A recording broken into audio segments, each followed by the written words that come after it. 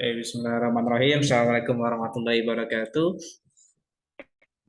Waalaikumsalam warahmatullahi wabarakatuh.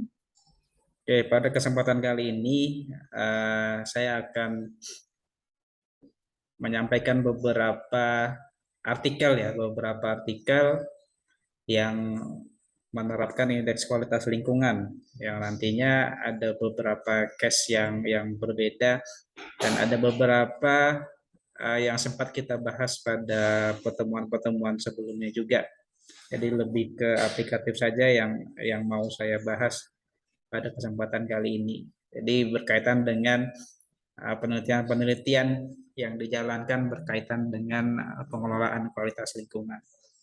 Yang biasanya sebenarnya pembahasan ini biasanya saya berikan ke masing-masing mahasiswa sebenarnya dalam dalam bentuk studi kasus, karena harapannya dari setiap mata kuliah pasti akan ada bentuk aplikasinya dalam dalam bentuk penelitian pastinya nantinya.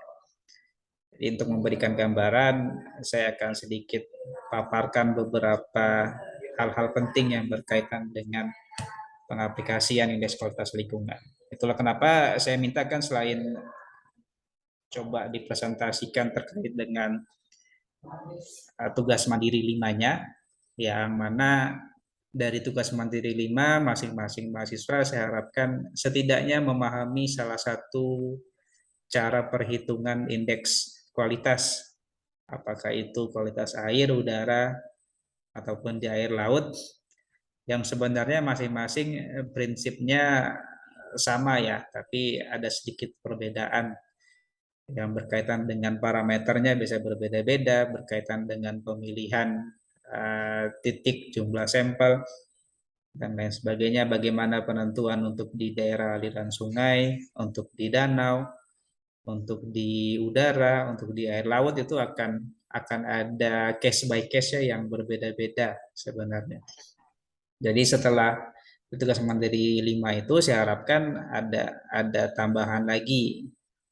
Jadi bisa cari masing-masing mahasiswa tolong cari satu artikel ya nantinya untuk coba dibuat resumenya saja. Harapannya itu sebenarnya lebih ke penggambaran biasanya penerapan indeks pencemaran itu biasanya dalam permasalahan-permasalahan yang seperti apa sih. Jadi harapannya kita setelah menyelesaikan mata kuliah ini mendapatkan suatu permasalahan, akan mendapatkan gambaran apa yang bisa kita lakukan untuk mengatasi permasalahan-permasalahan tadi. Yang pada umumnya eh, permasalahan yang diangkat berkaitan dengan pengelolaan kualitas lingkungan itu kembali ke adanya aktivitas manusia yang kita bahas pada awal-awal pertemuan ya, dari kegiatan manusia, dari aktivitas manusia yang dia membuang suatu bahan atau menyebabkan kerusakan dan akhirnya memberikan dampak terhadap lingkungan. Dan kita di teknik lingkungan khususnya ini dan di beberapa bidang ilmu lain juga banyak banyak menggunakan indeks ini sebenarnya. Nah, kita berupaya untuk mengkalkulasikan, mengkuantifikasi, menghitung. Sebenarnya kan kalau hanya melakukan pengukuran kita hanya mendapatkan angkanya saja kan, angkanya sekian melewati baku mutu. Sudah toh. Tapi kita tidak tahu kondisinya sebenarnya seperti apa kalau mau kita coba kategorikan. Apakah masih baik, apakah kategorinya sedang, buruk atau sangat buruk. Nah, itulah disinilah fungsi dari indeks sebenarnya. Oke, kita akan coba, saya akan sampaikan beberapa contohnya saja. Jadi di sini ada satu artikel dari Ulfasara Septiani. Di sini dia tujuan utamanya adalah untuk menghitung status mutu air. Status mutu air sungai. Ini dia sungainya di Sungai Kelis di daerah Kabupaten Kudus ya. Tapi ini memang masih menggunakan yang lama ya, Kepmen LH 115/2003. Kalau di sini dia parameternya ada pembagian untuk parameter fisik, kimia, dan mikrobiologi, dan mungkin di Ini Bu, sini ini Bu yang bisa jujur teh. dilihat di sini untuk pengamatan atau untuk kita melihat bagaimana mutu air sungai adalah harus memahami dulu karakteristik dari sungainya, panjangnya, lebarnya, apakah ada percabangan. Barulah dari situ nanti untuk penetapan titik lokasi sampelnya, dan nanti pun ada segmen-segmennya juga dibagi biasanya. Masing-masing segmen nanti akan ada beberapa titik lokasi sampelnya. Penetapannya sebenarnya sebelumnya sudah dibahas, harusnya dengan masing-masing dari kalian membahas bagaimana perhitungan indeks kualitas di air, di udara, dan di air laut itu sebenarnya kan sudah menjawab segmennya kan. Untuk yang di sungai seperti apa pembagian segmennya. Kalau di sini dia dibagi menjadi 4 segmen untuk di satu aliran sungainya. Untuk di wilayah di air laut juga kan beda, biasanya kan segmennya dibagi bagian muara, di bagian tengah laut, bagian di dalamnya lagi juga ada juga. Untuk samaannya saya rasa sudah memahami juga bagaimana persamaannya, dan scoringnya pun tergantung dari indeksnya sebenarnya. Ini untuk indeks pencemarannya ini yang digunakan. Dan nantinya dalam penetapan indeks pencemaran tadi juga sudah dibahas, titik sampel nanti akan ini dikatakan sebagai nilai sampelnya, nanti nilai nilai dari di sungainya ya tentu nanti akan perlu kita rata-ratakan dari keseluruhan nilai indeks di setiap titik samplingnya. Nilai rata-rata itulah yang nanti kita anggap sebagai nilai indeks pencemarannya di suatu lokasi. Kemudian di kajian berikutnya, ini kajian dampak tumpahan minyak. Studi kasusnya ini di kilang minyak Pusdiklat Migas Cepu. Cukup menarik juga di sini karena dia di sini melakukan pengukuran mulai dari efluennya atau buangannya. Jadi dia menghitung bagaimana kualitas limbah cairnya atau air limbah yang dikeluarkan.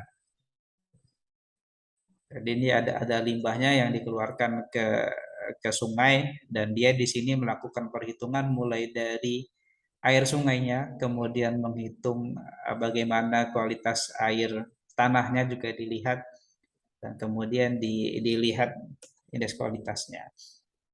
Jadi di sini dia menampilkan bagaimana perhitungan dari indeks pencemarannya. Jadi parameternya ini dia untuk air sungainya. Air sungai sebelum limbah dikeluarkan dia hitung. Kenapa dia hitung ini? Karena untuk menunjukkan sebenarnya kualitas atau indeks pencemarannya berubah itu benar karena adanya buangan dari si perusahaan tadi, atau memang dari sebelumnya itu sungai itu sudah sudah tercemar misalnya. Kenapa perlu dihitung juga? Jadi di sini dia dihitung sebelum limbahnya dikeluarkan dengan persamaan yang tadi, nanti akan didapatkan nilai rataan CI per RIX-nya. Dari situ, nah kemudian tadi saya bilang ada pengukuran di air tanah itu yang berasal dari sumur-sumur, sehingga nanti akan didapatkan bagaimana status mutu airnya di beberapa titik lokasi sampel yang berbeda. Jadi kalau lihat di sini sebelum dan sesudah kurang lebih dia sama status mutu airnya dengan nilai indeks pencemarannya pun sama. Dan ini kita bisa dikatakan sebagai salah satu bentuk atau besaran kontribusinya ya, kontribusi indeks pencemarannya ketika ada tambahan dari kilang minyak tadi. Jadi cukup menarik sebenarnya kalau dijadikan satu penelitian. Kalau memang ada satu aktivitas yang dia membuang limbah, kita bisa mengarah ke sana untuk penelitiannya nantinya. Kemudian untuk penelitian berikutnya, ini analisis kualitas air dan strategi pengendalian pencemar air di Sungai Belukar, Kabupaten Kendal. Jadi nanti ketika kalian baca jurnal di sini, kan yang satu hal yang utama adalah apa yang menjadi latar belakangnya, Kemudian apa tujuannya? Kalau di sini dia tujuannya bagaimana kualitas airnya juga. Ini PP-nya masih PP 82/2001, dan nanti dia di sini ingin juga merumuskan prioritas strategi. Ini sempat kita bahas kemarin kan terkait dengan sistem prioritas. Salah satu yang paling sering digunakan adalah menggunakan AHP dia untuk prioritas itu. Nah, penggunaan AHP di sini ini sebagai gambaran saja, karena kemarin rasanya saya belum bahas secara detail. Ini salah satu bentuk hasil akhir outputnya dari penentuan prioritas alternatif. Jadi di AHP ini sebenarnya pada umumnya jarang kalau untuk di penelitian sarjana ya, karena sebagian besar AHP itu dilakukan di tingkat magister biasanya AHP ini. Karena cukup rumit, karena di sini kita membutuhkan pendapat dari ahli, karena kita butuh berinteraksi dengan beberapa orang ahli untuk menetapkan skala prioritas ini. Kan yang saya bahas kemarin di sistem prioritas ini kan di AHP khususnya kita kan berupaya untuk menetapkan atau mencapai suatu forum ya, suatu forum setelah mendiskusikan secara terpisah dengan beberapa ahli. Nah, nanti masing-masing ahli tadi membahas suatu hal, kemudian memberikan suatu pembobotan. Sehingga itulah nanti yang dibahas. Kalau di sini yang dibahas adalah bagaimana caranya untuk bisa mengendalikan pencemaran air di sungai, di lokasi sungai tadi. Di mana si peneliti ini yang menjadi berat itu adalah menentukan karakteristiknya, parameternya apa saja. Nah, kemudian barulah diberikan ke ahli. Kalau di sini yang jelas yang paling dominannya adalah untuk pengendalian pencemaran, yang utama adalah peran masyarakat di sini. Peran masyarakat menjadi hal yang menjadi skala prioritas utama. Video saya matikan ya koneksinya setelah itu. Menjadi salah satu prioritas utama, diikuti dengan koordinasi. Jadi koordinasi berkaitan dengan beberapa instansi yang berkait dengan adanya pencemaran air. Apakah industri, apakah KLHK contohnya, atau dari pemerintah provinsi, kabupaten kota berkaitan dengan izin usaha atau pembuangan dan lain sebagainya. Oke, ke artikel yang berikutnya. Yang berikutnya mengenai penentuan status mutu air sungai berdasarkan ini IKNSF tadi sempat dibahas pada presentasi sebelumnya, ada sebenarnya tadi. Jadi di sini tapi dia menggunakannya untuk di sungai, Sungai Gelis yang sama dengan yang dibahas tadi ya. Tadi kita menggunakan IP atau indeks pencemaran, tapi di sini menggunakan IKNSF. Jadi di metode ini parameternya biasanya digunakan mulai dari temperatur sampai dengan fecal coliform. Jadi ini yang biasanya perlu diuji atau diambil datanya dengan kriterianya nanti kurang lebih sama sih, sangat baik sampai dengan sangat buruk nantinya. Cara analisisnya sendiri, yang pertama itu harus ditentukan nilai indeks LI untuk setiap parameternya. Jadi nanti nilai-nilai subindeks inilah yang nantinya kita akumulasikan. Nilai subindeks dari masing-masing parameter tadi ada beberapa sampai dengan fecal coliform. Cara yang utamanya ada satu kurva fungsional subindeks. Cara yang kedua adalah nanti menggunakan, jadi ini secara daring sebenarnya ada water quality index kalkulator.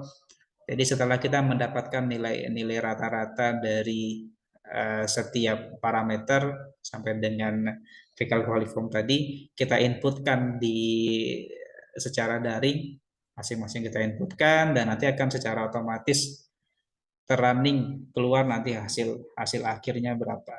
Ini untuk nilai persamaannya untuk indeks NSF. Jadi kurang lebih sama ya, ada nilai subindeksnya berapa sama beban parameternya berapa. Jadi nanti untuk skala nilainya seperti ini nanti. Ini contoh bagaimana perhitungannya. Suara saya masih jelas kan ya, Lili? Sudah ada. Masih, Pak. Jelas, Pak. Oke. Nah, ini contoh perhitungannya. Parameternya total ada 9. Setelah kita mendaftarkan nilainya, dari sini kita bisa menghitung nilai berapa IKNSF-nya. Ini perhitungan secara manualnya.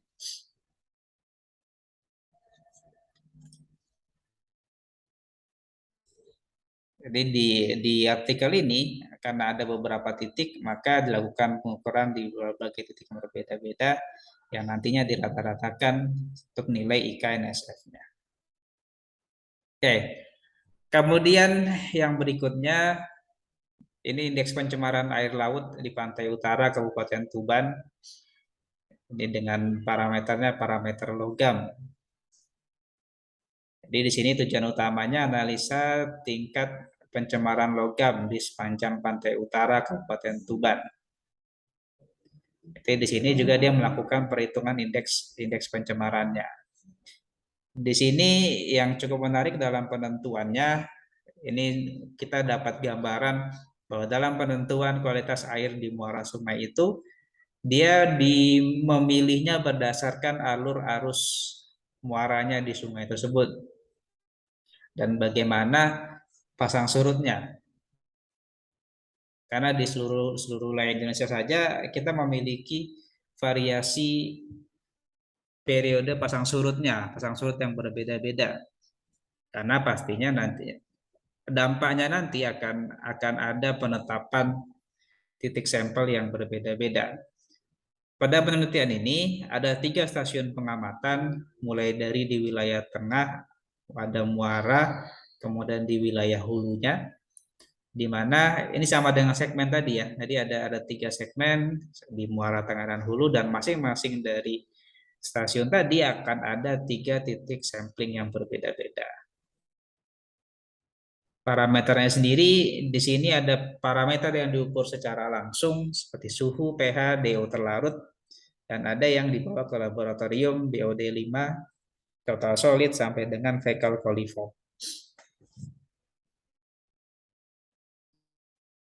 Kemudian untuk weight-nya, nilai W terkait dengan indeks pencemaran tadi, dia menggunakan tabel di sini untuk masing-masing parameter air tadi.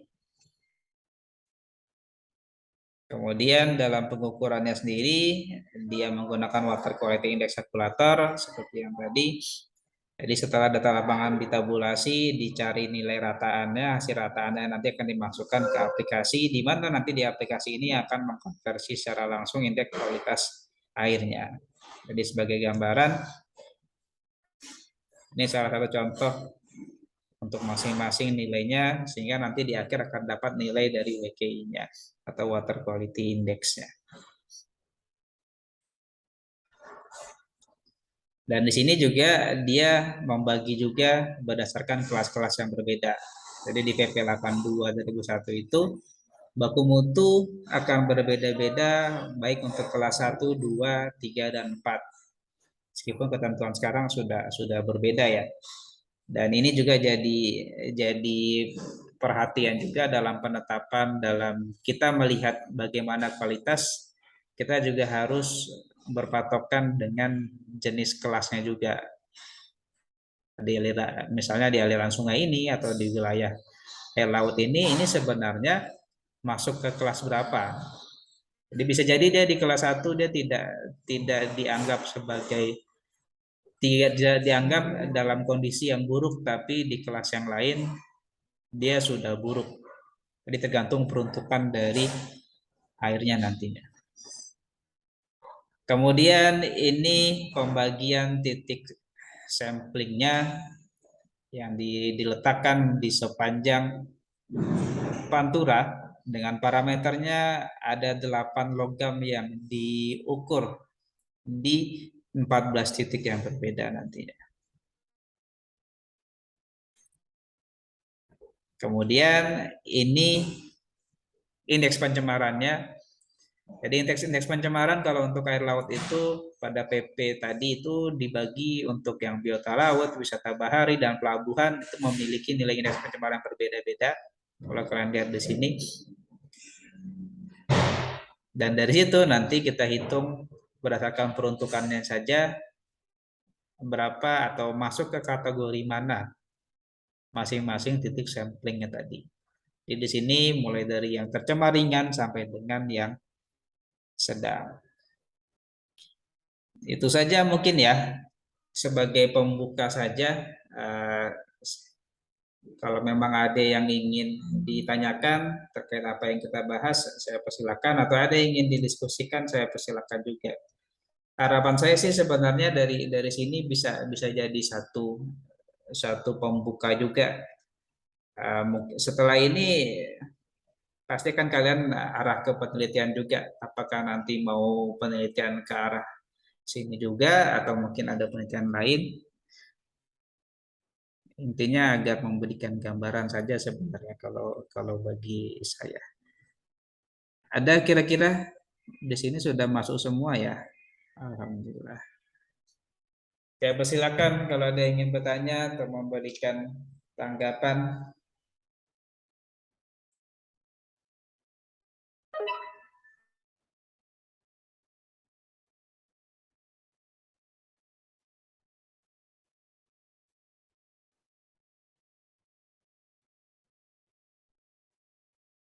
Apakah ada?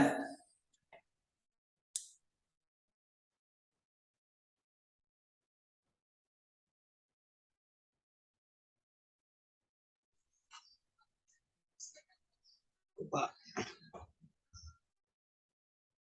Cukup?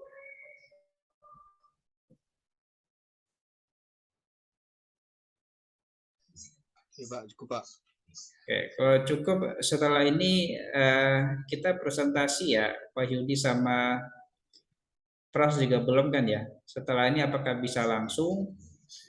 Mungkin Ya, saya Pak, tutup langsung ya, dulu Pak. Zoom-nya. Saya tutup dulu saja Zoom-nya, nanti ada limit waktu soalnya. Oke, Pak. Baik, Pak. Oke, setelah ini saja ya. Kalau memang tidak ada lagi, setelah ini kita masuk lagi ke dalam Zoom.